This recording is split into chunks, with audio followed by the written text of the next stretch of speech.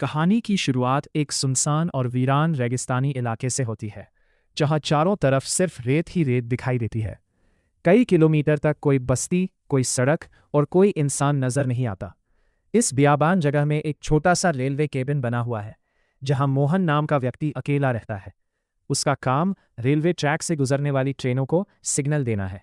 दिन भर में यहाँ केवल कुछ ही ट्रेनें गुजरती है और मोहन को उनके आने जाने का समय जुबानी याद है, क्योंकि वो पिछले कई सालों से यही काम कर रहा है। अकेलेपन की आदत पड़ जाने के बावजूद मोहन का जीवन बेहद नीरस हो चुका था। उसका दिन रेलवे ट्रैक, रेत के टीलों और खामोशी के बीच गुजरता था। लेकिन एक दिन उसकी जिंदगी अचानक बदल जाती है। जब वो एक गुजरती हुई ट्रेन को सिग्नल दे रहा होता है, तभी उसकी नज़र ट्रैक के किनारे पड़ी एक युवती पर जाती है। लड़की घायल अवस्था में बेहोश पड़ी थी। मोहन बिना देर किए उसे अपने घर ले आता है और उसकी देखभाल करने लगता है। कुछ समय बाद लड़की को होश आता है। वो अपना नाम चार्वी बताती है। घबराई हुई चार्वी इधर उधर देखने लगती है और पूछती है कि वो यहाँ कैसे पहुंची। मोहन उसे बताता है कि वो रेलवे ट्रैक के पास घायल मिली थी, इसीलिए वो उसे अपने घर ले आया। चार्वी बताती है कि वो अपने पति के साथ ट्रेन में सफ़र कर रही थी। सफ़र के दौरान अचानक कुछ लोगों के बीच झगड़ा शुरू हो गया। जब उसने बीच बचाव करने की कोशिश की तो धक्का लगने से वो ट्रेन से नीचे जा गिरी। अब उसे चिंता सता रही थी कि उसका पति उसे खोज रहा होगा।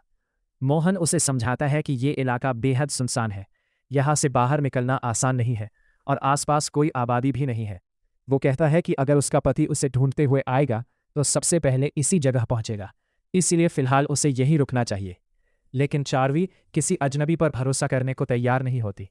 वो खुद ही रेगिस्तान पार करके मदद ढूंढने निकल पड़ती है। तेज धूप और चोटों की वजह से कुछ ही दूरी तय करने के बाद उसकी हालत बिगड़ जाती है। आखिरकार वो बेहोश होकर रेत पर गिर पड़ती है। मोहन दूर से उस पर नजर रखे हुए था। वो तुरंत वहां पहुंचता है और उसे दोबारा अपने घर ले आता है। वो उसके जख्मों पर दवा लगाता है और उसकी देखभाल करता है। होश आने पर चार्वी फिर वहां से जाने की जिद करने लगती है, लेकिन मोहन उसे समझाता है कि इस हालत में बाहर निकलना उसके लिए खतरे से खाली नहीं है। फिर भी चार्वी पूरी तरह आश्वस्त नहीं होती। उसे डर था कि वो एक अनजान आदमी के घर में अकेली है और अगर कुछ गलत हुआ तो वो खुद को बचा नहीं पाएगी। रात होते होते दोनों अपने अपने कोने में सोने की तैयारी करते हैं। मोहन फर्श पर सो जाता है जबकि चार्वी बिस्तर पर लेट जाती है, लेकिन पूरी रात वो बेचैन रहती है और बार बार उठकर मोहन को देखती रहती है। दूसरी तरफ मोहन उसकी घबराहट को समझ जाता है।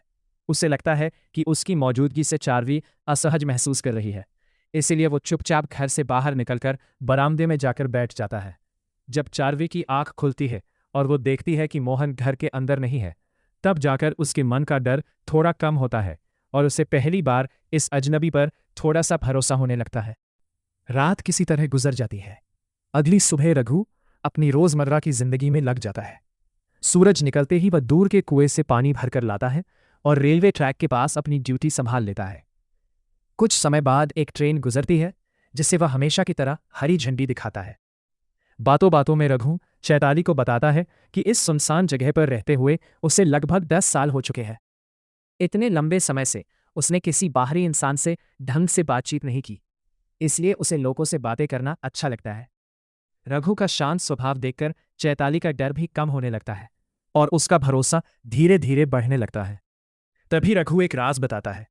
वह कहता है कि उसके पास एक रेलवे टेलीफोन है, लेकिन उससे सिर्फ कॉल रिसीव की जा सकती है, कॉल की नहीं जा सकती। जब अगली बार फोन आएगा तो वह रेलवे अधिकारियों को चैताली के बारे में बता देगा, ताकि उसके परिवार तक खबर पहुंच सके। कुछ देर बाद फोन की घंटी बजती है।